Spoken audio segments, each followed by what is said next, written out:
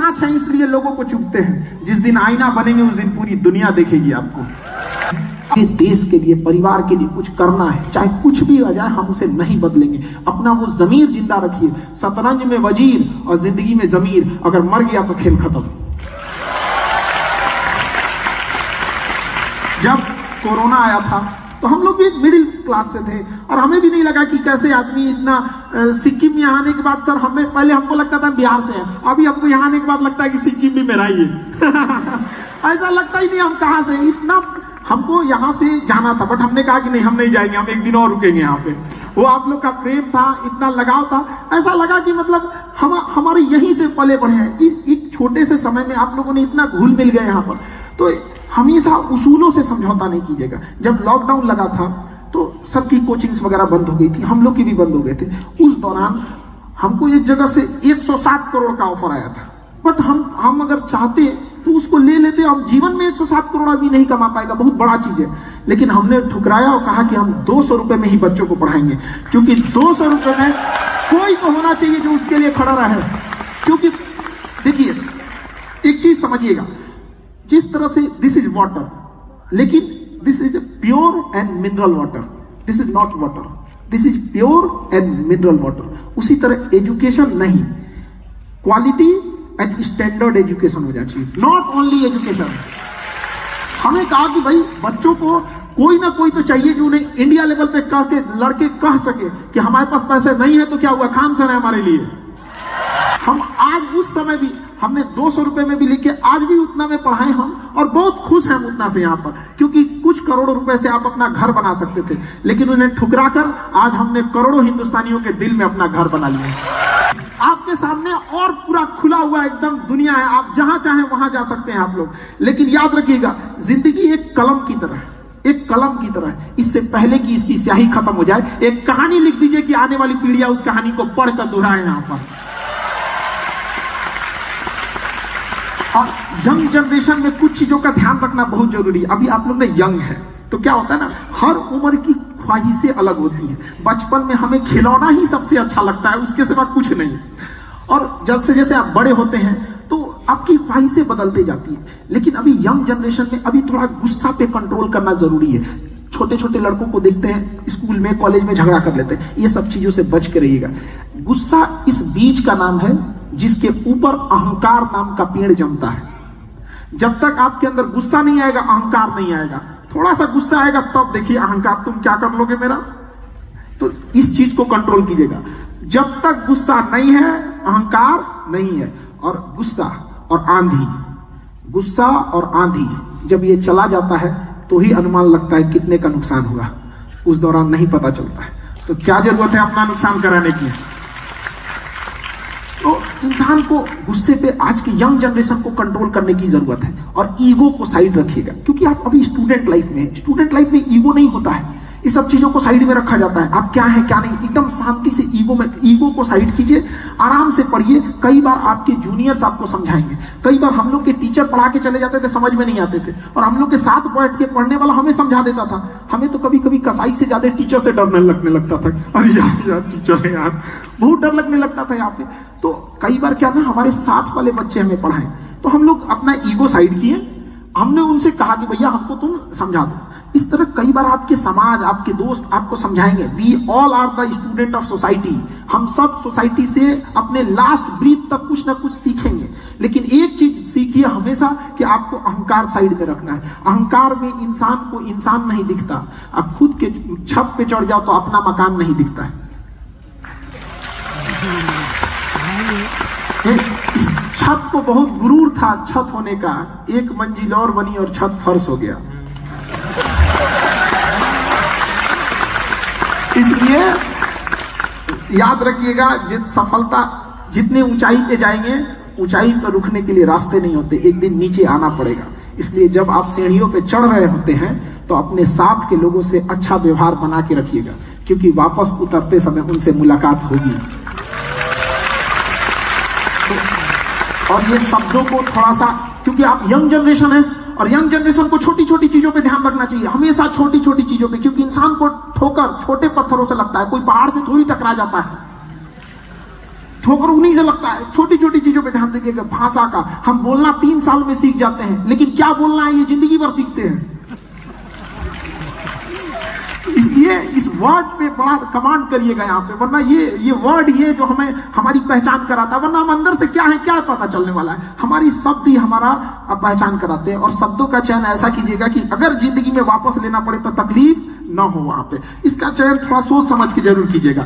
और बहुत सारी चीजें आएंगी, आपको रुकावटें आएंगी लाइफ में, आने दीजिए रुकावटें। आप रुकावटों के लिए नहीं बने हैं, ना ही आपका राज्य रुकावटों के लिए बना है। इतनी मुश्किलों के साथ भी मुस्कुराता हुआ खड़ा चेहरा ये देखकर सामने वाली मुसीबत का सर नीचे झुक जाएगा, यार क्या इंसान है ये लोग यहाँ पर। तो आप रुकावटों के लिए नहीं बने हैं यहाँ पे, और कोई आपको नहीं रोक सकता है, क्योंकि दाना डाल के कबूतर फंसाया जाता है, बाज नहीं। इन्हें पिंजड़ा में बंद भी कर देगा तो पिंजड़ा सहित लेके उड़ जाएंगे उसे।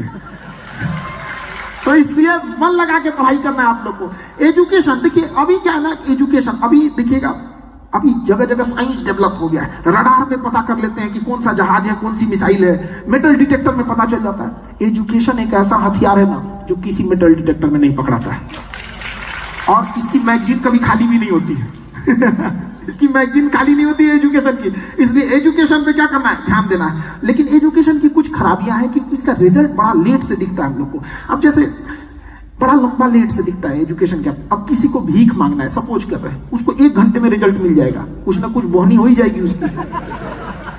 1 घंटे में उसका रिजल्ट दिख जाएगा। मजदूरी करिएगा, शाम तक रिजल्ट दिख जाएगा। बिजनेस कीजिएगा, 1 महीने में रिजल्ट दिख जाएगा। लेकिन एजुकेशन जब कीजिएगा 20 साल बाद रिजल्ट दिखेगा। लेकिन जब वो रिजल्ट होगा तो दुनिया देखेगी उस चीज को। एजुकेशन याद रखिएगा, बहुत जरूरी चीज होता है एजुकेशन। हीरा लाख महंगा होता है, हमें पता है कि हीरा महंगा होता है। कांच से तो महंगा होता है हीरा, लेकिन जब हीरा लोग पहनते हैं तो उसी कांच में देखते हैं कि कैसा लग रहा है यहाँ पर।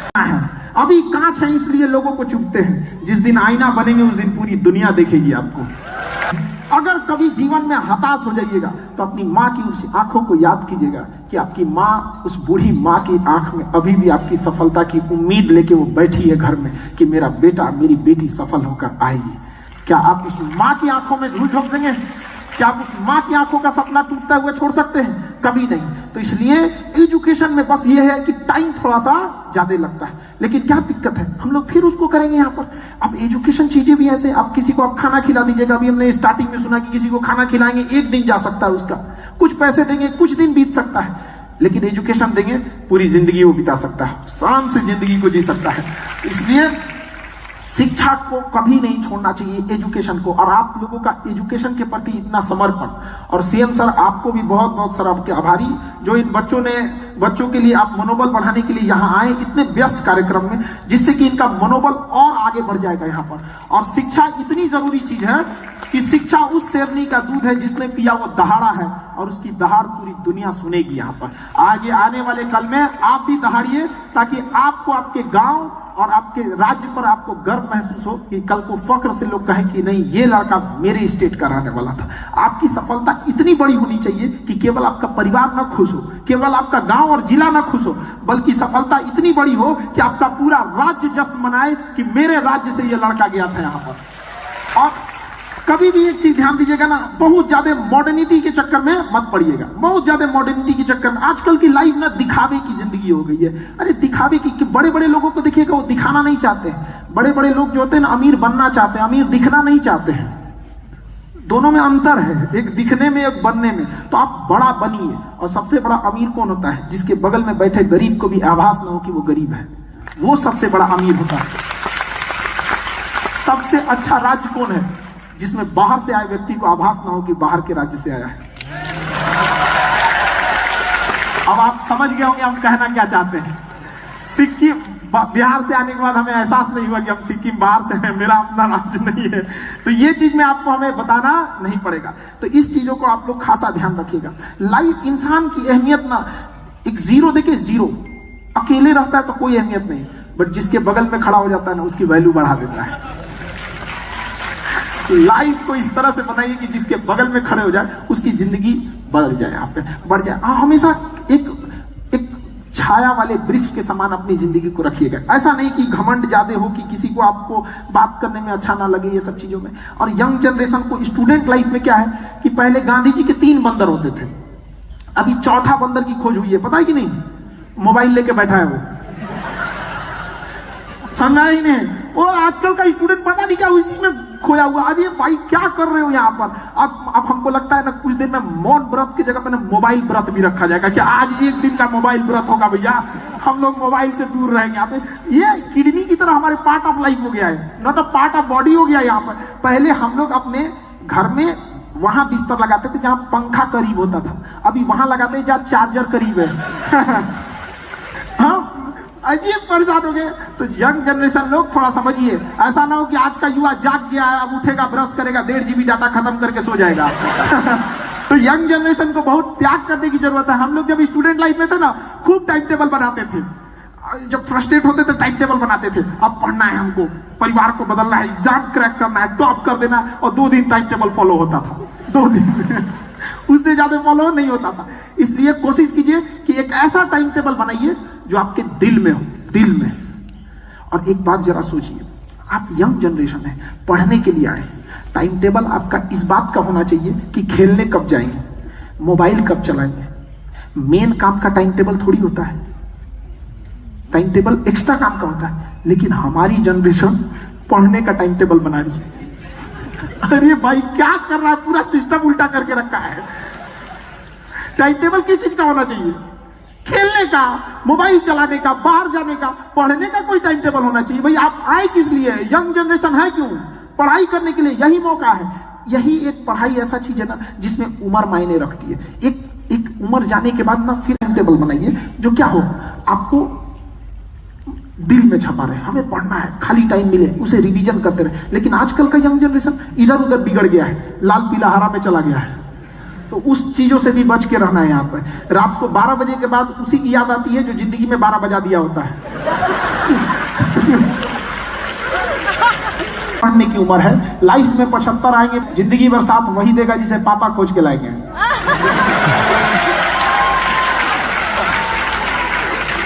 तो यंग जनरेशन इस पे ध्यान दे।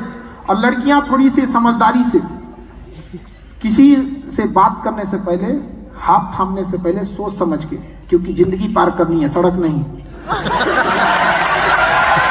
आपको 12 बजे के बाद उसी की याद आती है जो जिंदगी में 12 बजा दिया होता है। पढ़ने की उम्र है, लाइफ में 75 आएंगे, जिंदगी भर साथ वही देगा जिसे पापा खोज के लाएंगे।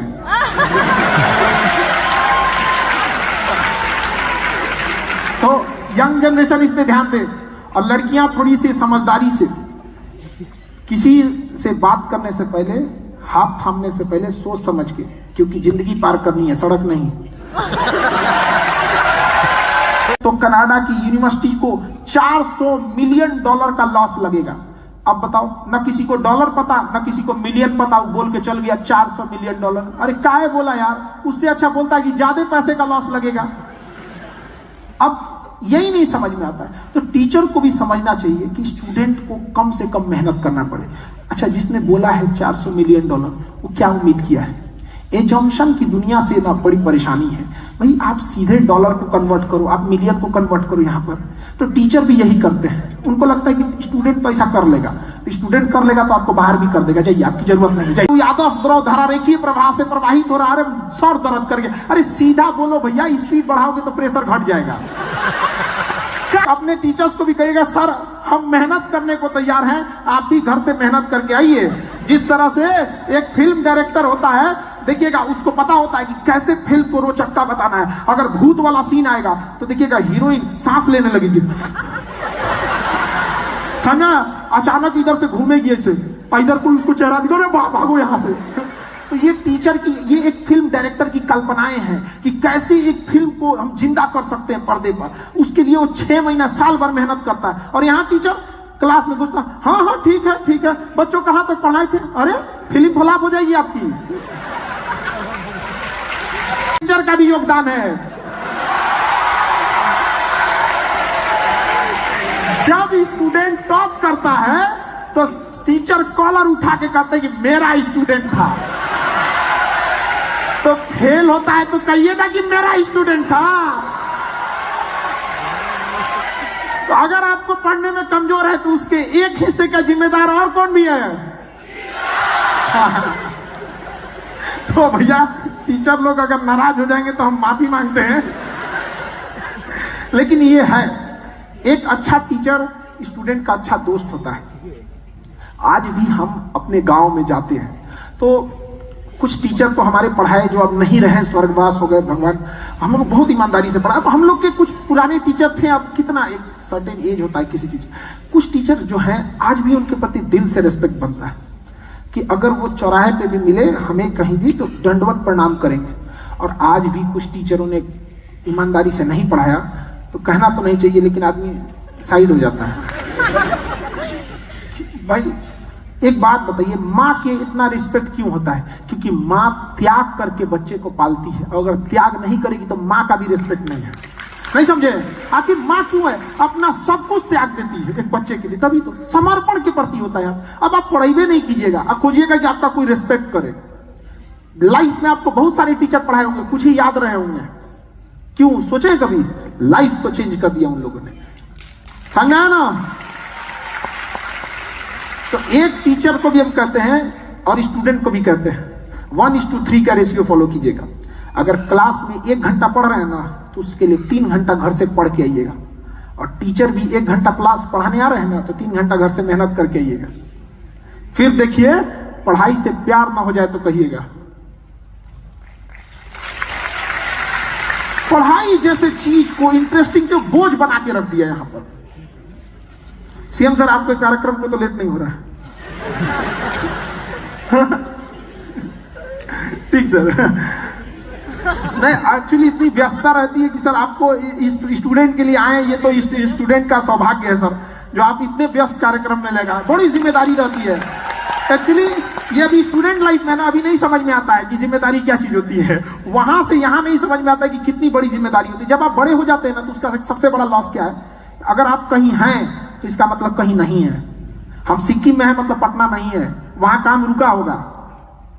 ये एक बहुत बड़ा जिम्मेदारी नहीं समझ में आता है किसी को। सर यहाँ है तो कहीं काम रुका होगा, पेंडिंग होगा कि सर आएंगे तो होगा। हम भी इस चीज को समझते हैं। और आप जितने स्टूडेंट लोग हैं एक चीज याद रखिएगा, समय, वक्त, टाइम, समझते हैं टाइम? टाइम से खिलवाड़ मत कीजिएगा। इससे बड़ा ईगो किसी के पास नहीं होता है। समय खुलेआम कहता है कि तुम आज मुझे बर्बाद करो, कसम खाते हैं कल तुम्हें बर्बाद कर देंगे। अभी काम कर लीजिए। कई बार ऐसा होता है ना, कहते हैं कि बाद में कर लेंगे, some time later become never. कहेंगे कि समय ऐसा नहीं होता है। समय बहुत बलवान चीज होता है। लोग कहते हैं समय के साथ जख्म भर जाता है, कुछ नहीं भरता है, हम उस जख्म के साथ जीना सीख लेते हैं। क्या हमारा जख्म भर गया? ये जो सिक्किम में जो आज तबाही आई थी, नहीं, हमने जीना सीख लिया उसके साथ।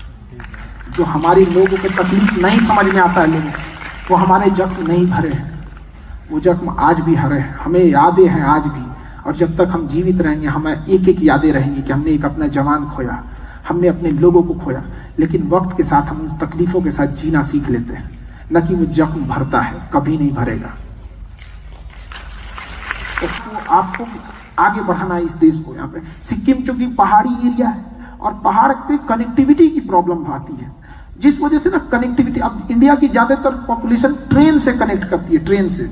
अब सिक्किम अगर ट्रेन से कनेक्ट रहता ना तो बहुत ज्यादा कोरिलेट करता है पूरी स्टेट के साथ। अब वो फ्लाइट और ये रोडवेज एक मतलब बहुत कम लोग कनेक्ट करते हैं। ट्रेन जो है ना डाइवर्सिटी का भी एक साइन है वहां पे। मतलब आपको भारत देखना है तो जनरल बॉगी में देखिए ट्रेन के, मतलब भारत की हर तरह की चीजें वहां देखने को मिलेगी। तो समय को ध्यान में रखना है आप लोगों को। समय को कभी भी बर्बाद होने नहीं दीजिएगा। यहाँ पर टालिएगा नहीं वर्क को। देखिए कौन इंसान असफल होगा ना, उसकी एक सिंपल सी पहचान है, वो चीज को टाल देगा, बाद में करेंगे। और सफल लोगों को देखिएगा, चाहे जितना भी बीजे अलाउ कर देते हैं, तुरंत कभी भी वक्त नहीं टालिएगा। जिसने कहा कल, दिन गया टल। जिसने कहा परसों, बीत गए बरसों। जिसने कहा आज, उसी ने किया राज। आप लोग कभी यंग जनरेशन है ना, अभी यंग जनरेशन में लगता है कि नहीं अरे हम कल करेंगे, बाद में करेंगे। ये सब चीजें नहीं होनी चाहिए। लाइफ में सबके स्ट्रगल आता है, समझा कि नहीं आपके? तो स्ट्रगल सबके आना लाइफ में पार्ट है।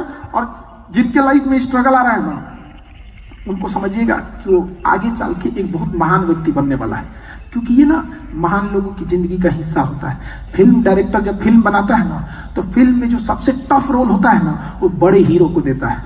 तो ऊपर वाले ने भी अगर आपको टफ रोल दिया है, मतलब बड़े हीरो हैं आप।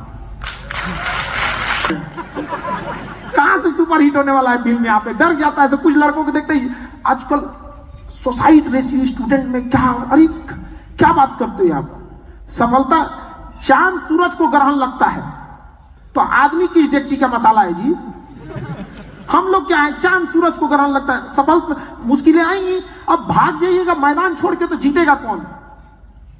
नहीं जीत सकते ना कभी भी। इसलिए कभी भी हार नहीं मानिएगा। गुच्छे की आखिरी चाबी भी ना ताला खोल देती है। कभी कभी थक जाइएगा यार, पूरा गुच्छा ट्राई कर दिया पे, ये थोड़ा सा कभी भी यंग जनरेशन को इस पे ज्यादा समय लग जाए। हम लोगों की भी लाइफ में भी स्ट्रगल आया था, और एक समय था कि हम लोग पटना में रूम ढूंढने गए तो रूमें नहीं दे रहा था कोई।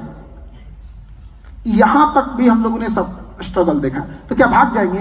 पटना में बम चला दिया गया हमारे ऊपर, ऑफिसे उड़िया गया हम लोग का। फिल्म में देखे थे हम, फिल्म में देखे थे, भागो यहां से, ये कम फी में पढ़ा रहा है, हम लोग का बिजनेस खत्म हो जाएगा। उड़ा दिया सब ऑफिस। हम देख रहे थे, अरे हम ऐसे हमको लगा सपना देख रहे हैं क्या यार? एक टीचर को क्यों उड़ा दिया तुम लोग? यहाँ पर भागना पड़ा हमको। तो एक कह रहा है सर पैर के पास आपके है, भागिए। एक फेंका था, पैर के पास में था मेरे, वो नहीं फटा था, वो रेस्पेक्ट कर रहा था।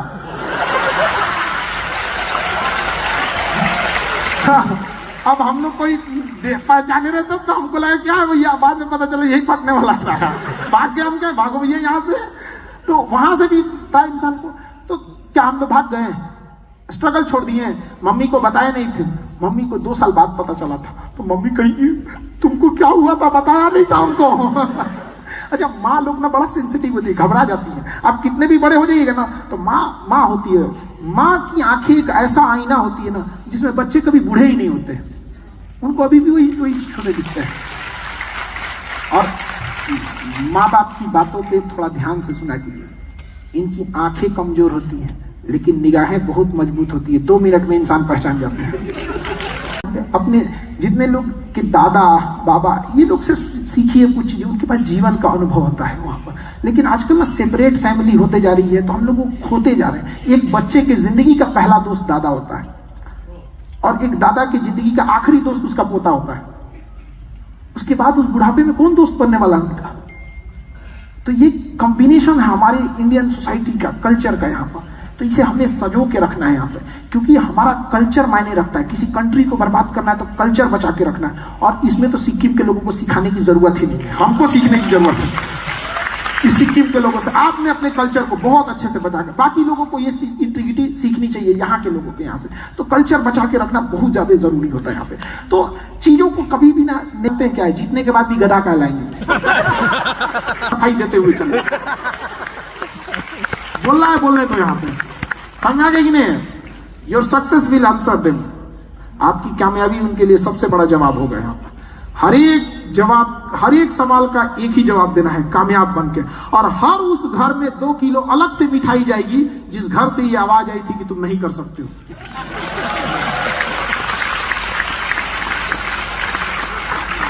इसलिए लगन से पढ़िए, मेहनत करते रहिए। हम लोगों को भी बहुत सारी बातें सुनने को मिलती है। एक आदमी तो कह रहे थे कि लॉकडाउन में 2 महामारी आया।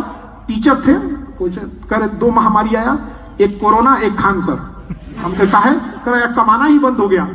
तो भाई एक एजुकेशन एक अधिकार है, और केवल एजुकेशन नहीं, जैसे हमने बताया ना, पानी नहीं, प्योर एंड मिनरल वाटर, उसी तरह से अच्छी और सस्ती एजुकेशन पर ये आपका अधिकार है। और इसके लिए आप इतना बड़ा यूथ है, आप लोग तो मिसाल बनेंगे। उम्मीद करते हैं कि हम फिर आए ना, तो आप में से किसी की कहानियां हम यहाँ आके सुनाए यहाँ पर।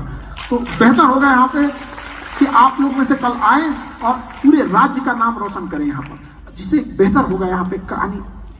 देखिए, संघर्ष सबके लाइफ में आता है, ऐसा कोई नहीं हो सकता है जिसके ऊपर संघर्ष नहीं पड़ा। याद रखिएगा, उस पत्थर की पूजा कभी नहीं होती है जिसने कभी छीनी हथौड़ी की चोट ना खाई हो, क्योंकि मूर्त बनने से पहले बहुत चोट खाना पड़ता है।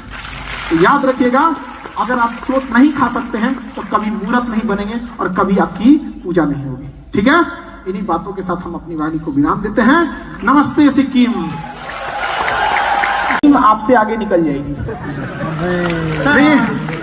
ट्रेन का इंजन जो होता है ना, ट्रेन का इंजन Sir, I have वो like डिब्बों के भरोसे नहीं रहता है, yes sir. खींच के ले जाता है उनको यहाँ पर। Sir, like बस एक क्वेश्चन भी और है, so आप बुरा ना माने तो। नहीं नहीं नहीं, ये Thank you. एक दो साल पहले की बात है कि कुछ लोगों ने धमकी भरे लहजे में हमसे पूछा था जी सर। कि बताओ नाम क्या है तुम्हारा। तो हमको वो चीज बहुत खराब लगी कि हम एक शिक्षक है, हमारा सबसे बड़ा काम क्या है, बच्चों को पढ़ाना, हमको धमकी भरे लहजे में बोलेगा तो आप बताइए क्या बर्दाश्त होने वाली चीज है। तो हमने उन धमकी, देखिए हमें आपसे पूरा प्रेम है, हम आपको पूरी बातों से सहमत हैं, आपका अधिकार भी है, लेकिन हम उन धमकी भरे लोगों को ये दिखाना चाहते हैं कि तुम एड़ी से चोटी लगा लो, जिस दिन तुम धमकी दिए थे प्यार से नहीं, जब तक बताओगे पता ही नहीं चलेगा। Thank you so much sir. But आपके माध्यम से उनको भी पता चल जाएगा, समझा कि नहीं गया यहाँ पे। बाकी हम आपको एक छोटा सा हिस्ट्री में बताना चाहते हैं कि जब जनरल डायर ने जलियांवाला बाग में हत्या किया था ना, तो इंग्लैंड चला गया था हत्या करने के बाद। उसके 21 साल बाद उधम सिंह जाके इंग्लैंड में उसके घर में उसको गोली मार दिया, घर में गोली मार दिया। और जज साहब ने पूछा था ना कि बताओ तुम्हारा नाम क्या है, तो उन्होंने कहा था राम मोहम्मद सिंह आजाद, राम मोहम्मद सिंह आजाद, समझा। और सिक्किम से तो ये चीज सीखने की जरूरत है, हम सब एक हैं, अलग अलग एथनिक हैं, अलग अलग कल्चर है, लेकिन हम सब क्या हैं, एक हैं। आप जिस तरह बुला सकते हैं, ठीक है। थैंक यू ना, सबके दिमाग में यही रहता है। एक पानी गिराइएगा ना, यहां अगर हम एक बाल्टी पानी गिरा दे, इधर देखो बबनी हमारे बिहारी भाषा में ना छोटी लड़की को बबनी बोला जाता है, समझे। हम सब एक दूसरे के कल्चर को समझते, ठीक है, समझिए।